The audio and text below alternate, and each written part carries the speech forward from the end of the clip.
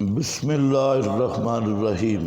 من یعشو عن ذکر الرحمن، یہ شروع صورت کے متعلق ہے۔ وہ انہو فی ام الکتاب لدینا لعلی حکیم۔ افا نضرب، یہ نہیں مانتے بے ایمان، اتنی اونچی کتاب کو بھی نہیں ماننے کے لیے تیار، قرآن پاک کو۔ اب وجہ بیان کی اور نیز یہ بیان کیا کہ جو قرآن کو مرشد نہ مانے، کیا ہے؟ جو قرآن کو مرشد، قرآن سے ہدایت حاصل نہ کرے تو اس پر پہلا عذاب کیا آتا ہے؟ اس پہ جو اللہ کا عذاب آتا ہے، ان عذابوں کا بیان ہے، تم بھی ذرا خیال کر لو۔ وَمَن يَعْشُ عَن ذِكْرِ الرَّحْمَنِ، جو انسان جان بوجھ کے اندھا بن جائے، جان بوجھ کے اندھا بن جائے، اندھا بن گیا۔ ایک یعشو اندھا بننا، اور ایک اشا یعشو۔ آپ کے حاشیے پر پوری تحقیق لکھی ہے، ابھی وقت نہیں، جو مولویوں دیکھ لو۔ من یعشو عن ذکر الرحمن، ذکر رحمان سے مراد قرآن ہے۔ ذکر رحمان سے مراد کیا ہے؟ قرآن ہے۔ یہ وہ سوپڑوں والا ذکر نہیں ہے۔ ھذا ذکر مبارک انزلناہ انا نحن نزلنا الذکر وَلَقَدْ يَسَّرْنَا هَذَا الْقُرْآنَ لِلذِّكْرِ هَذَا ذِكْرٌ مُبَارَكٌ أَنزَلْنَا إِلَيْكَ الذِّكْرَ لِتُبَيِّنَ لِلنَّاسِ۔ قرآن ذکر ہے، نصیحت ہے۔ وہ سوپڑوں والی 5 بدعات کا مجموعہ ذکر، مجلس جہری والا، وہ ذرا توحید کو حال بنا رہے ہوتے ہیں، گدھے کی نسل۔ وہ جو کہتے ہیں ہم ٹریننگ کر رہے ہیں بدعات کے ذریعے۔ اور صوفی جو بھی ہوتا ہے شیطان، اچھا چلو میں نہیں کہتا، قرآن کا ترجمہ دیکھو، مجھ پہ پھر ناراض ہو جائیں گے۔ وَمَن یعشو، اور جو آدمی جان بوجھ کے اندھا بن جائے، کس سے اندھا بنے؟ قرآن سے نہ مانے ذکر رحمان کو۔ الرحمن علم القرآن، یہ قرآن کے رحمان کی رحمت کا تقاضا تھا، جو نری رحمت والا ذکر ہے، اس سے منہ پھیر لے تو پہلی سزا کیا ہوتی ہے؟ ثمرہ اعراض عن القرآن، سوچتے بھی رہنا ہے۔ قرآن سے منہ پھیرا اور قرآن کو مرشد نہیں مانا، نقید لہ شیطانا، پہلی سزا یہ ہوتی ہے ہم مسلط کر دیتے ہیں اس پر ایک تکڑا شیطان۔ نان کی تنوین پہ غور کرنا، صحیح موٹا تازہ شیطان، صحیح تکڑا شیطان، شیطانن، اور وہ شیطان بھی کیا ہوتا ہے؟ فَهُوَ لَهُ قَرِينٌ، وہ شیطان اس کا ہر وقت کا ساتھی بن جاتا ہے۔ قرین، قرن، جس طرح بیل کے سنگ سر سے جدا نہیں ہوتے، وہ قرین بھی اس سے جدا نہیں ہوتا، پکا اس کے ہر وقت ساتھ رہتا ہے۔ نقیض لہو، قید تقجیز، تقجیز میں نے پہلے بھی سمجھائی ہے، یہ جو پیاز ہے، پیاز کو کاٹو، اس کے پرت ہوتے ہیں، ایک پرت، پھر دوسرا پرت، پھر تیسرا پرت، پھر چوتھا پرت، پھر 5واں، پورا پیاز کے یہ پرت ہیں۔ اور یہ پرت سمجھتے ہو کہ نہیں؟ پیاز کو کبھی کاٹ کے دیکھو تو اس کے اوپر چھلکے کے پرت ہوتے ہیں، ایک چھلکا، پھر اس پہ چھلکا، پھر اس پہ چھلکا، پھر اس پہ چھلکا، پورا پیاز ہی چھلکوں پہ مبنی ہے۔ اس کو کہتے ہیں تقجیز۔ سمجھانے کے لیے ہم کہہ دیتے ہیں انڈے کا خول، انڈے کا خول جو زردی سفیدی کو گھیرنے والا ہوتا ہے، اوپر سفید والا، چار چدار، پورا محیط دائرہ۔ نقیض لہو، شیطان اس پر اس طرح چڑھ جاتا ہے جیسے پیاز کے چھلکے ہوتے ہیں.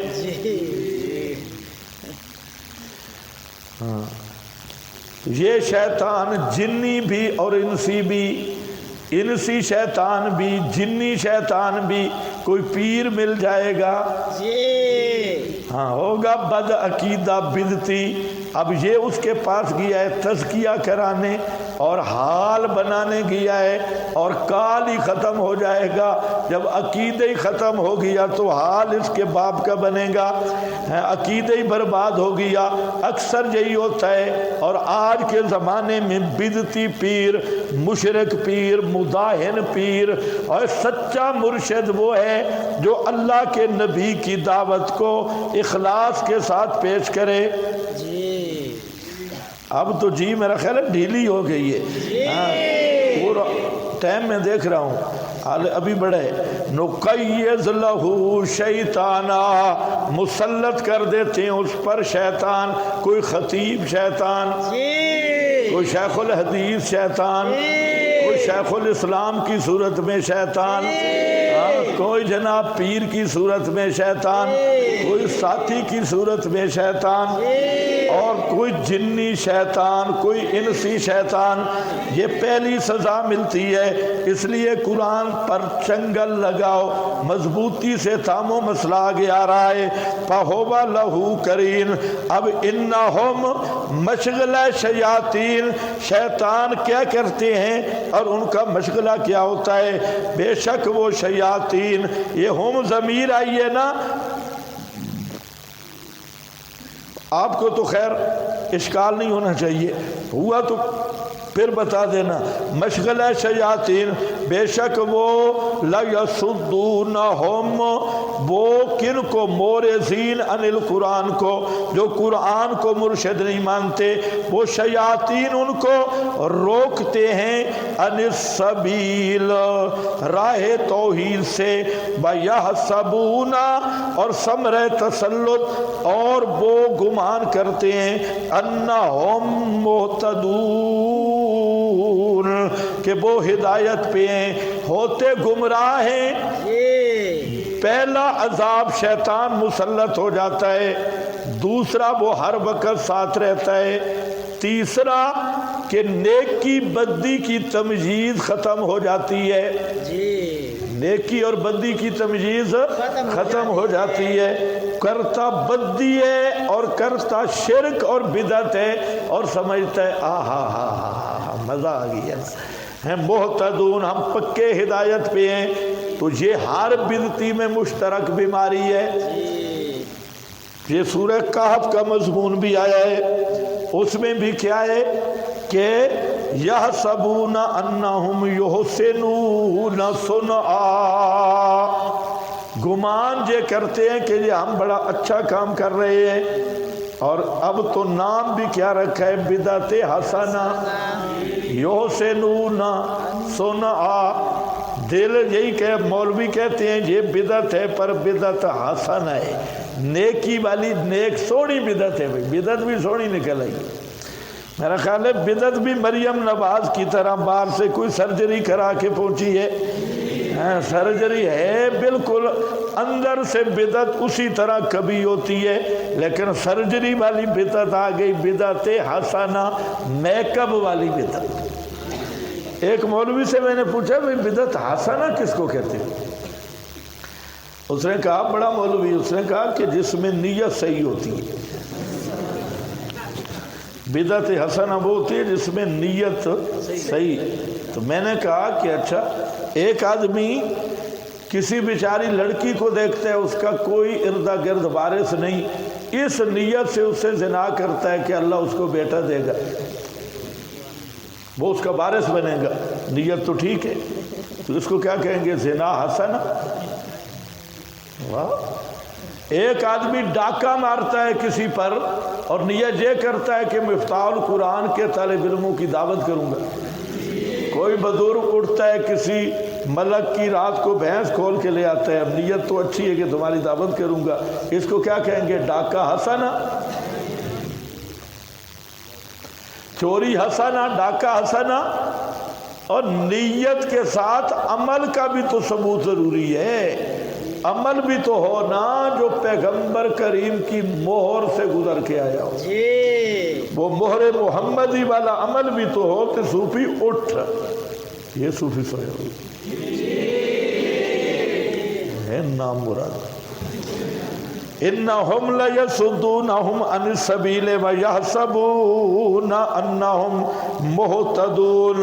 میلاد پڑھیں گے بدعت حسنہ، کل بدعت حسنہ، 40ویں بدعت حسنہ، ختم بدعت حسنہ، 11ویں بدعت حسنہ، 6ٹی بدعت حسنہ، سب کچھ جو لکڑ ہضم پتھر ہضم۔ مجھے یوں سمجھ آیا حلوے والی بدعت حسنہ ہے، حلوے والی بدعت حسنہ ہے، پیسے جہاں مولوی کو ملیں وہ حسنہ ہے، ہاں جہاں پیسے فیس ملے۔ حضرت تھانوی رحمۃ اللہ علیہ نے ایک بات بڑی زبردست لکھی اور پتے کی لکھی۔ حضرت تھانوی نے لکھا ہے کہ اگر بدعات ختم کرنی ہے نا، ایک طریقہ ہے کہ مولویوں کو بدعت کی فیس دینا چھوڑ دو، بدعت کی فیس اس کو کہو اللہ کی رضا کے لیے بدعت کر، کول پڑھ لیکن اخلاص کے ساتھ، چاول نہیں ملے گا، حلوہ نہیں ملے گا، جمعرات ختم شتم پڑھ دوئیں گے کوئی چیز بھی نہیں۔ فرماتے ہیں اگر چند دنوں میں ساری بدعت ختم نہ ہو جائے تو مجھے گلہ دینا۔ یہ اس مولوی کو ہر چیز ملتی ہے بدعت پہ اور یہ کرتا اس لیے، ورنہ نہیں۔ جہاں میرے پاس ایک آدمی آئے جہاں قریب کا تھا سیکٹر کا، میرے پاس آ گیا اور بڑا پہلے تو ڈر رہا تھا، تو پھر قریب آیا اور مجھے کہتا ہے کہ ختم پڑھنا ہے جی۔ میں نے کہا کس طرح، کس کا ختم؟ کہتے میری والدہ فوت ہوئی، تو ختم کے لیے میں نے سنا ہے کہ آپ بڑے مولوی ہیں تو میں آپ کے پاس آیا۔ میں نے کہا بہت اچھی بات ہے، کتنے پیسے دے گا؟ بڑے مولوی کے پاس آئے تو پیسے بھی زیادہ لگیں گے۔ میں نے کہا کتنے پیسے دے گا؟ کہتے استاد جی خوش ہو گیا، پہلے ڈرا ہوا تھا، خوش ہو گیا، کہتے استاد جی آپ جتنے کہیں میں دوں گا۔ میں نے کہا آپ بتائیں کتنے پیسے دے گا؟ وہ بڑا مالدار تھا، خیر کہتے آپ جو کہیں، 1,00,000 2 4 5 دو آپ کہیں ہم دیں گے، آپ بات کریں، ختم پڑھنا ہے ضرور، میری والدہ تھی۔ میں نے کہا ٹھیک ہے، 4 5 6 7 10 لاکھ تک دے سکتا ہے ختم، پھر ٹیٹ کر کے پڑھیں گے۔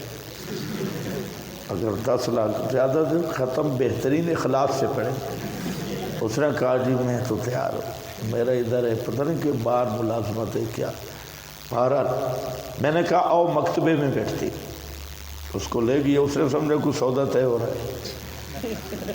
میں نے کہا مسئلہ یہ ہے، آپ نے مجھے کہا کہ جتنے پیسے آپ مانگیں، جتنے 5 6 7 آپ دے سکتے ہیں، لاکھ بھی۔ میں آپ کو ایک بات بتاتا ہوں، اگر آپ میری بات سمجھ سکتی ہیں۔ کہتا ہے جی آپ بتائیں۔ میں نے کہا یہ جو ختموں والی رسم ہے نا، اس میں آپ کی اماں جان کو ایک ذرا ثواب بھی نہیں ہوگا، اور یہ طریقہ بھی نہیں ایصال ثواب کا جو تم نے بنایا۔ تو اس نے کہا کیا کروں؟ میں نے کہا یہ تو مولویوں کی روٹی روزی کا مسئلہ ہے۔ میں نے کہا آپ اندازہ کر، مجھے پیسے پیارے نہیں، مجھے نہیں ضرورت، میں آپ سے پڑھنا، میں نے کب تھا، میں نے طالب علموں کو بھیجنا تھا، تو 5 6 لاکھ روپیہ تو میں 1 منٹ میں زبان ہلانی تھی، آپ نے مجھے دے دینا تھا، تو مجھے یہ پیارے نہیں لگتے، آپ اس بات کو سوچیں۔ تو وہ کہتے ہیں ہاں یہ بات تو ہے۔ میں نے کہا میں کیوں نہیں لے رہا؟ اگر میں آپ سے پیسے لوں، یہ آپ کے ساتھ فراڈ ہے، اور 2 فراڈ ہیں، ایک تو میں مسئلہ چھپا رہا ہوں اس پیسے کے پیچھے، دوسرا آپ سے میں فراڈ کر کے لے رہا ہوں۔ اس لیے خبردار، یہ جو قرآن خوانی کی رسمیں بنی ہوئی ہیں یہ سب بدعات کے قبیلے سے ہیں، اور مولویوں نے معیشت بنائی ہے، یہ نہیں۔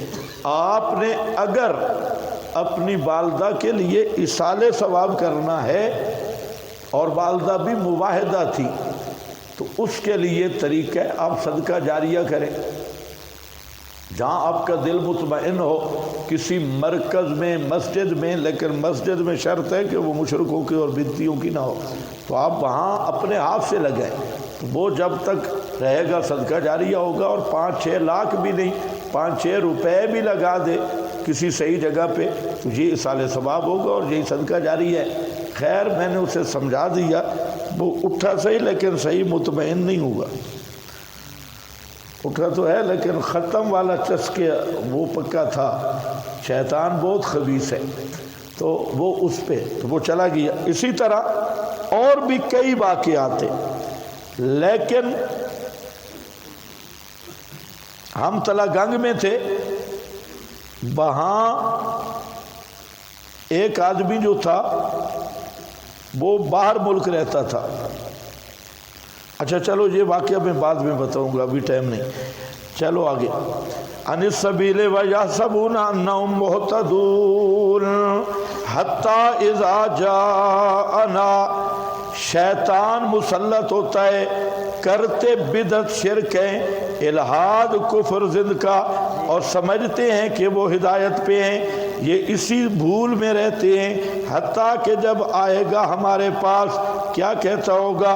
قال یا لیت بینی، کہے گا ہائے کاش و پیرا، ہائے کاش و خنزیرا، او پیر جو گلے پڑا تھا اصلاح کے لیے، قال یا لیت بینی وبینک بعد المشرقین، کاش میرے اور تیرے درمیان مشرقین کی دوری ہوتی، مشرقین یعنی مشرق مغرب کی دوری ہوتی، میں تیرا منہ بھی نہ دیکھا ہوتا پیر جی، استاد جی اور فلانا جی، تیرے اور میرے درمیان اتنی دوری ہوتی، فبئس القرین، کتنا برا ساتھی تھا، فَبَلَن يَنْفَعُكُمُ الْيَوْمَ، نہیں نفع دے گی تمہیں آج کے دن، جب کہ ظلم کیا تم نے، دنیا میں تم ظلم کر چکے ہو۔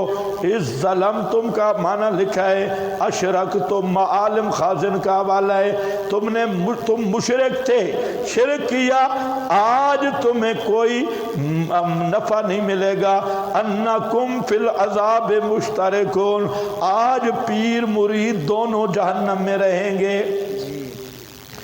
اس میں صرف پیر مرید مثال کے طور پہ میں نے کہا ہے، تمام کفر کے سرغنے مغوی اور ان کا شکار ہونے والے یہ سب کے سب مشترک ہوں گے عذاب میں۔